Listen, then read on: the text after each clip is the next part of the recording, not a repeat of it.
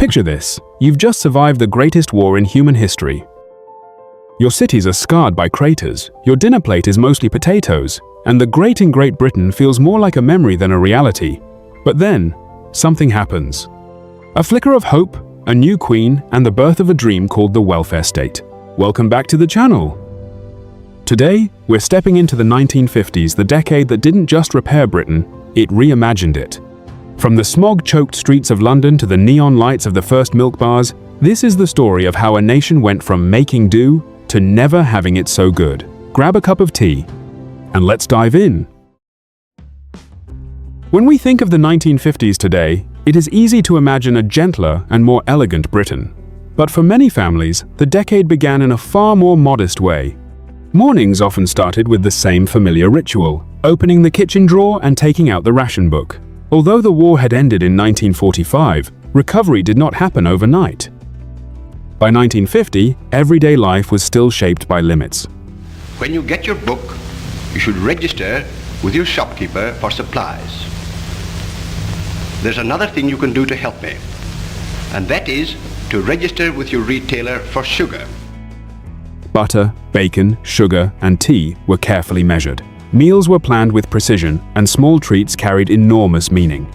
For children, something as simple as fruit could feel like a rare celebration. People carried on as they always had. Yet by 1951, patience was wearing thin. Powdered eggs had become part of ordinary life, and many quietly wondered when things would truly improve. There was humor too. One saying from the time captured the mood perfectly. "A little of what you fancy does you good, if only you could find it." When the final restrictions on meat ended in 1954, it felt like a turning point. Shops slowly filled again, and choice began to return. More than anything, it brought a sense of relief. This period, often remembered as austerity Britain, was difficult, but it also created strong communities. Neighbors looked after one another, shared what they had, and built a quiet resilience that would shape the country for decades. While the plates were half empty, the sense of social justice was overflowing. The National Health Service, launched in late 1948, truly hit its stride in the 50s. Before this, getting sick was a financial catastrophe for a working-class family. Now, the doctor was free at the point of use. It's hard to overstate the profound shift in the British psyche this caused. For the first time, a mother didn't have to choose between the rent and her child's medicine. Despite the staggering costs that nearly bankrupted the Treasury, the NHS became the new religion of Britain. It offered a sense of security that the nation had never known. People were getting their first sets of state glasses and dentures, literally changing the face of the country. It was the ultimate thank you to a generation that had given everything during the war, proving that the government finally had their back. 2nd of June 1953. If there was one moment that captured the quiet return of optimism in Britain, it was this. The coronation of Queen Elizabeth II was not only a royal ceremony, it became a deeply personal experience shared across the country. For a few hours, people felt that history was not something distant, but something unfolding in their own homes. For the first time, millions gathered around small, flickering television sets. Many families bought or rented their very first television simply to witness a young woman take an ancient oath. Living rooms were crowded, neighbors sat shoulder to shoulder, and children watched in silence as tradition met a new technological age. There was a sense that the nation, still recovering from loss and austerity, was turning a page. Street parties filled towns and villages. Tables appeared in the middle of the road, decorated with paper flags, simple cakes, and the now famous coronation chicken. It was modest, yet meaningful. In that moment, Britain did not forget the past, but allowed itself to imagine a future once again. Yet the 1950s were not defined only by ceremony and celebration. In December 1952, a different kind of silence fell over London. A heavy, unnatural darkness settled across the city. What later became known as the Great Smog began when cold air trapped the smoke from thousands of coal fires and factory chimneys, sealing it low over the streets. For 5 long days, the capital seemed to lose its outline. Visibility dropped to almost nothing. People moved slowly, feeling their way along pavements. Buses stopped running. Theaters closed. Even familiar routes felt uncertain. Many Londoners would later recall the sharp smell in the air and the strange quiet that followed. This was not merely an inconvenience of winter. it was a national tragedy. Around 4,000 people were reported to have died in that single week, though later estimates suggested the number may have been closer to 12,000. Families mourned losses that felt sudden and bewildering. The smog became a painful awakening. It forced the country to confront the cost of its dependence on coal. The Clean Air Act of 1956 followed, marking a decisive step toward change and quite literally allowing Britain to breathe again. While the air was being cleaned, the skyline was being rebuilt. Millions lived in cramped Victorian slums with outdoor toilets. The solution? Council housing. The 1950s saw a massive boom in new towns and estates. Architects dreamt of streets in the sky and modern gardens. For a family moving from a blitzed-out East End basement to a new semi-detached house in a new town, it felt like moving to a palace. Indoor plumbing, a private garden, and the ultimate luxury, their own front door. Communities were uprooted and replanted in places like Harlow and Bracknell. While some missed the cozy chaos of the old slums, most embraced the hygiene and space. It was the physical manifestation of the rebuilt nation, providing a foundation for a new middle class. If you were a young man turning 18 in the 1950s, your path was already decided. Instead of university or a first job, many received a letter that would quietly shape the next 2 years of their lives. It was time for national service. Almost every family knew that moment. Mothers folded uniforms with a mixture of pride and worry, while fathers, often veterans themselves, offered few words but steady reassurance. For 2 years, young men from every background were brought together. They learned discipline, routine, and resilience. Some were posted abroad to places such as Korea or Malaya, while others trained in cold, muddy camps in Germany or the British countryside. For many, it was their first time away from home, their first taste of independence, and sometimes their first experience of stability, including regular meals and a sense of structure. Although not always welcomed, national service created a powerful shared memory across a generation. It delayed the youth rebellion that would arrive in the following decade.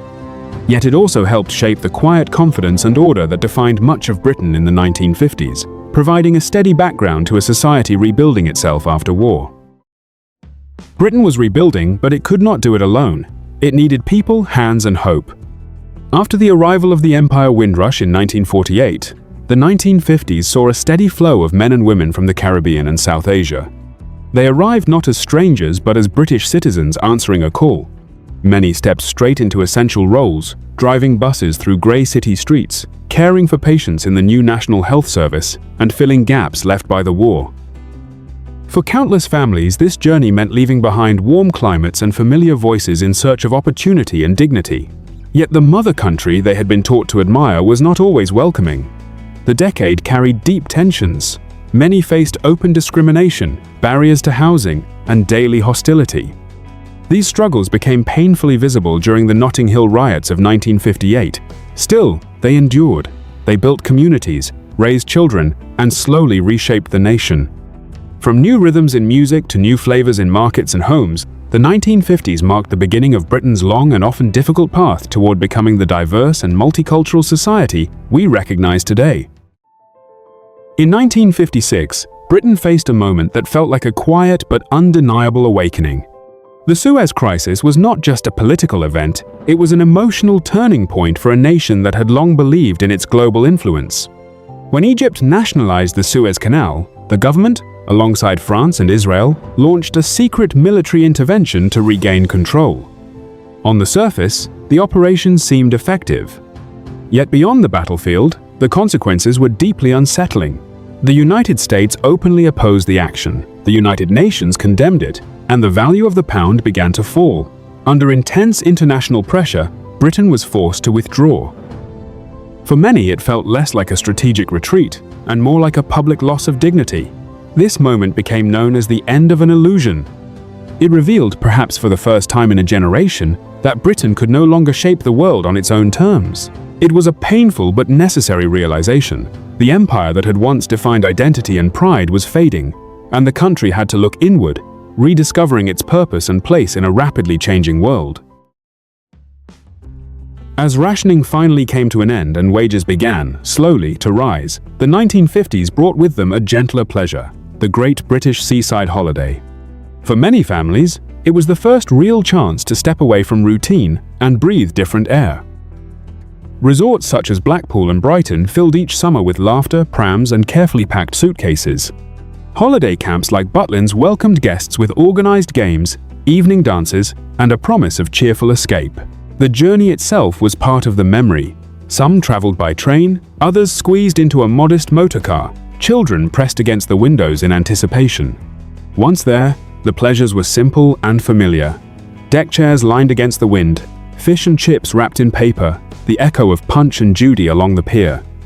Even the unpredictable weather became part of the charm. For a generation raised in austerity and uncertainty, these modest holidays felt quietly luxurious. A melting ice cream on a breezy promenade was more than a treat. It was proof that leisure, once a rarity, was becoming something ordinary families could finally claim as their own. Toward the end of the 1950s, a new and quietly powerful figure began to emerge: the teenager. Before this decade, the path was simple. You were a child, and then almost overnight you became an adult. But something had changed. Young people now had their own income, their own spaces, and perhaps most importantly, their own voice. The first to make themselves known were the Teddy Boys, working-class youths dressed in Edwardian-inspired jackets, narrow trousers, and polished shoes. Their parents often saw them as rebellious, especially when they embraced the electrifying sound of rock and roll. Coffee bars slowly replaced traditional tea rooms, and jukeboxes became the pulse of the high street. Soon, new subcultures followed. The sharp, stylish mods, with their tailored suits and scooters, stood in contrast to the leather-clad rockers, who favored motorbikes and a tougher image. Their clashes, both cultural and physical, reflected a deeper generational shift. By the end of the decade, the foundations of the swinging 60s had already been laid. Youth culture was no longer something to be guided or controlled. It was a force in its own right, ready to shape the modern Britain that would soon emerge. If the local pub was the sanctuary of the older generation, the Milk Bar was the vibrant heartbeat of the new. Emerging as a stylish alternative to the traditional tea room, these establishments brought a splash of American-inspired glamour to the grey streets of post-war Britain. By the mid-1950s, the hum of the Italian espresso machine and the glow of the jukebox had become the backdrop for a social revolution. It was here, amidst the scent of frothy coffee and malted shakes, that a distinct youth culture began to breathe. For a generation raised on the scarcity of rationing, the Milk Bar offered a taste of the modern world. It was a space of chrome, formica, and freedom. While the establishment looked on with a mix of curiosity and concern, young Britons were busy defining themselves through the latest vinyl records and sharp fashion. These bars weren't just about the drinks. They were the secular cathedrals of the 1950s, where the future finally felt like it had arrived.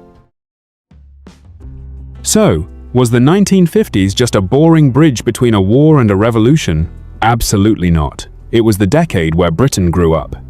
It was a time of contradictions: rationing and royalty, smog and seaside joy, the loss of empire and the birth of the NHS. The people of the 1950s rebuilt a nation not just with bricks and mortar, but with a new sense of social responsibility and a hunger for a better life. They turned the lights back on. And as we look at Britain today, we still see the echoes of those 10 remarkable years everywhere we look. What do you think was the most important change of the 1950s? Let me know in the comments below. Don't forget to like and subscribe for more deep dives into history. I'll see you in the next one.